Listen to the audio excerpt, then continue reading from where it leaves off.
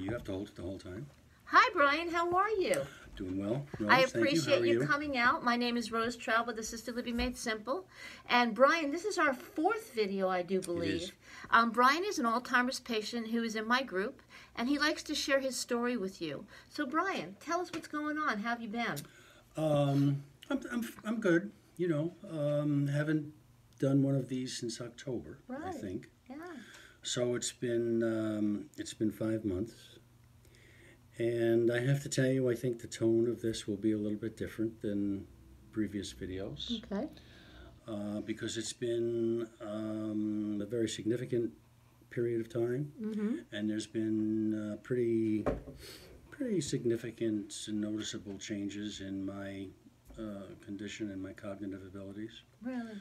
And I have, I think, I'm very aware of the fact that my memory is not what it has been in the past, and that the changes, I'm not sure yet whether they're still progressing or whether they've stabilized yet or not, but they definitely have reached a point where it's affecting daily activities. I'm much more dependent upon Linda now than I was 5 months ago. There are things that I really don't think I can do anymore. I mean, it's difficult to say because I do rely on Linda, you know. Right. But I would say that the biggest thing, once again, it's really fascinating, Rose, to watch this thing. I mean, as silly as that sounds. But it is really very short-term memory. Really? And one of the things that probably impacts the most is I couldn't manage my meds at all. No way, huh? Anymore. And I think that's a big thing that people don't realize. They allow their loved one to manage when they're not managing. And that's a huge, huge thing. I mean, I think about that and I wonder whether or not I could, you know, make myself some kind of a daily calendar in a book, whether they make a daily calendar in a book. And you know, you'd have to check off pills, lunch, dinner, and just things that had to be done routinely, like showering. What day did I shower last? Calendars. And people do that. Yeah, I'm sure. You know, they do. Sure. They hold calendars and they say Tuesday, Thursday, shower day, and oh, I did this. But that's also the way that a lot of the caregivers get their loved ones to do those things. Oh, it's Tuesday, shower day. Yeah. You know, so that's how it's done as a trigger. But if you're trying to manage it yourself, I don't know how it would work. Yeah. Yeah. Do you think you'd remember? I don't know. I mean, it's a huge concern. I think I don't know. I don't know. I haven't tried it. You know, but I mean, I definitely know that that's something that, because I have Linda, I've been able to give up, which is also a concern, because it's strange how it happens. You don't remember things that happened literally minutes ago. And I mean, you can't even, you know, like, did I take my pills? Have I had breakfast yet? Those types of things. I would say, and you know this story already because of the group meeting that we had last week, but one of the most interesting things that has happened is Yahoo, the good people at Yahoo Mail, changed their site. And it's organized differently now, and your accounts are, and Linda and I have 3 email accounts, one for each of us, and a joint account. So one day, I still have both of the icons on my computer, and I was unaware of the fact that there were 2 of them. But one day, I to put this thing all together, it kind of bounces back and forth. Linda had explained the new email account to me, like maybe 2 weeks ago or something, from the date that this incident occurred. When she did that, I never used it, because I saw my icon that I'm used to, and that's where I went. Right. And then one day, like two weeks later, I turn on the computer, and for some reason I'm at this, the app page, and I see this new Yahoo. And I said, I wonder what that is. And I hit it, and it was a completely, totally new experience. I had no idea. Because I'm sure it was. Whenever they change things, it's a new experience. Well, yeah, but I had seen it before. And she had explained it to me. But you never in detail, but I had no recollection of it whatsoever. So I go in, and I shortly get confused, and I can't figure out what to do and everything else.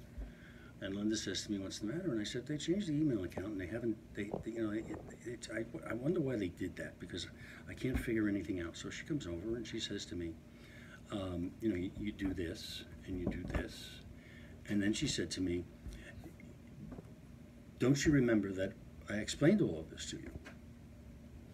Well, that just, I didn't like that at all. It triggered you. At all, yeah, it triggered me. And I sat there, and I think Linda sensed that I was wrestling with myself. I was wrestling with myself, and I was frustrated, and I just slammed my fist down, and I said, "No, we have never done this. I've never seen this before." So Linda, kept quiet, and she continued to try and take me through it, and she did. And something came up on the screen that I did remember. Huh. And now I'm thinking to myself, I have done this before, and I haven't acted well. I haven't acted appropriately here, or managed my frustration and my anger. So I think I said to you right away, I do remember this now.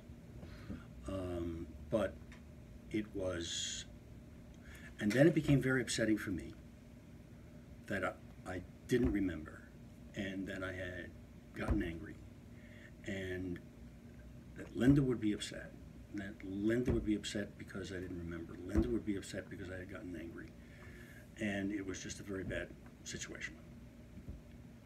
And it was disturbing enough that I think that evening I thought about it, going to bed, about, this is something that, we got to figure this out, do something about this.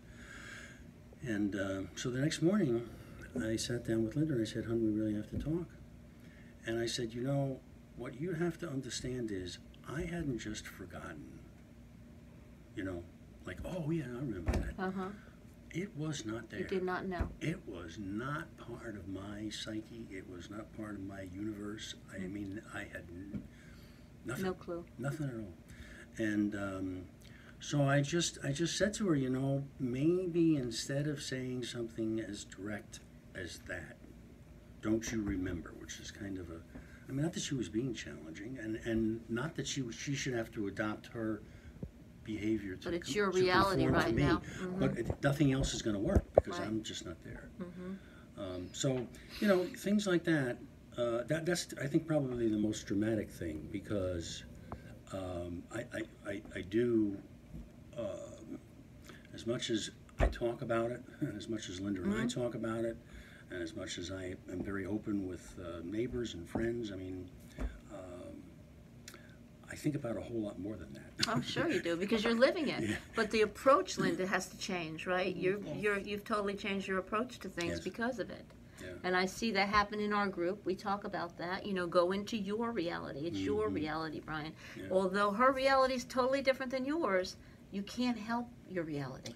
No, you really can't. And then the other thing is, and this is what I'm really, really, really wrestling with, is the change in mental attitude. Because I think in all of my previous videos, I've kind of like acknowledged that this is where I'm at, that it's inevitable, but I was really able to keep myself upbeat, but now it's actually functional. It's daily, happens all the time, and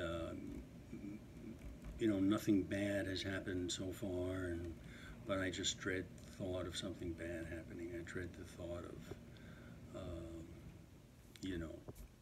becoming a burden to Linda.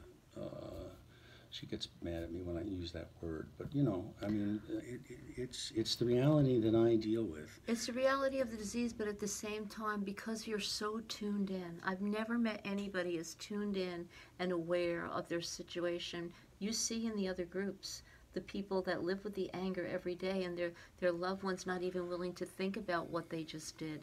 That's what they live every day. Yeah. Your communication with each other and the awareness that you have, nobody has that, Brian, that I've ever seen but you. One of the things that I've thought about recently, Rose, and I'll ask you here, and we can just have a discussion, is that I've reached a point now. You know, I've never been to a counselor in my entire life, and people who see this who know me, I was always kind of like, I'm good. you know. But I recently had the thought: are there people who do counseling? And I know that you do support groups, Mm-hmm. but I mean, are there people who do counseling one-on-one with people Absolutely. like me? Absolutely. Yeah. Social workers. Yeah. Absolutely. I know the Alzheimer's Association has a full-time social worker that works with them both for caregivers and for the patient. Yeah. So yeah, there are people that do that because you need a place to vent as she needs a place to vent, not necessarily to each other. Well, there are aspects of it. I mean, venting is definitely part of it, you know.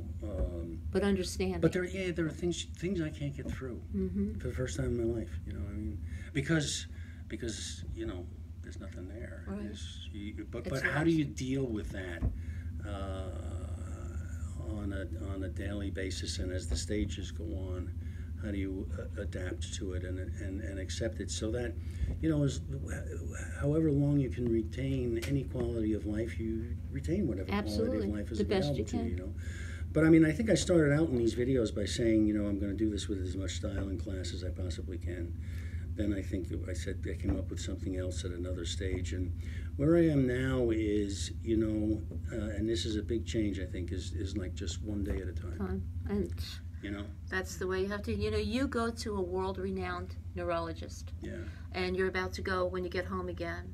And I think some of those questions we're putting out right now is a question you could have for him, because his research has been so in-depth that that's a question that I think that he's going to be able to answer for you, because I'm sure he has connections with people that do just what you're asking, because I think you need that outlet, and I think you need somebody to walk you through it. Even if tomorrow they have to walk you through it again, it's there for you. Yeah, you know, the other thing that's good. That's wonderful to hear, and you know, we're going to be leaving here, but you know, where I had pretty intense medical care in my heart and so on, we have doctors in both places. Right. So I think I'll get a counselor here and I'll get a counselor up there. Not a bad idea. But the other thing that I want to share with you is, and this is again part of the fascination of this whole thing, is that all of this has been going on, and you know, I've reached plateaus, and you know, I adjust to where I am, and this is probably the most difficult plateau so far. You know, because it's not depressing me, but I am having a hard time getting on top of it, accepting it, and Big speed bump. accepting the new reality or whatever you want to call it. But Linda and I are on a planning committee for an organization that we belong to that's going to have a regional 9-state meeting in September. And we're on the planning committee planning the agenda, registration, you know, all that sort of stuff, reservations. And it's a very important meeting to this particular organization, because there's a fundamental change going on within the organization. And I had my responsibilities in the planning stages. And yesterday, but that's now done. The registration forms are out, the agenda is set, and you know. And I thought to myself, you know, we got to motivate people to understand how important this meeting is. I sat down yesterday, Rose, and I wrote a handwritten 6-page reflection on why this is, what's going on in the organization, how the future will not be the way that it has been in the past, and how important it is for the organization's continuation that we you know, put this meeting together, and that we all work together, and we all come and we all participate. Members, leadership cadres from all the 9 states. So the clarity was there. Perfect. Don't you think, Lynn? Yes, absolutely. And, I really thought to myself as I was doing it, I was thinking to myself, God, I'm on page 3 and I haven't stopped once to organize my thoughts. So what was different yesterday? What, you know what I mean? You just don't No, know. no, I think it's a different part of the brain. It probably is. It's not memory. It's right now.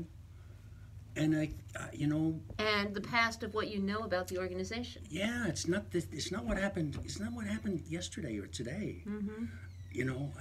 But how the mind can just do that Amazing. so powerfully, and you can't remember whether you brushed your teeth or not. The mind is an amazing thing, isn't it? Yeah. But you do some literally, things. whenever I think this is a funny joke, but whenever I go into the bathroom now, I pick up my toothbrush to see whether it's wet or not. If it's dry, I haven't brushed my teeth. You need to get him a list and leave it on the mirror. No, Check I want or to not avoid check. lists. I don't want to get into lists. I want to try to avoid lists as long as I Brian, possibly you're so can. delightful. You're so delightful. You've got this figured out. And you know what?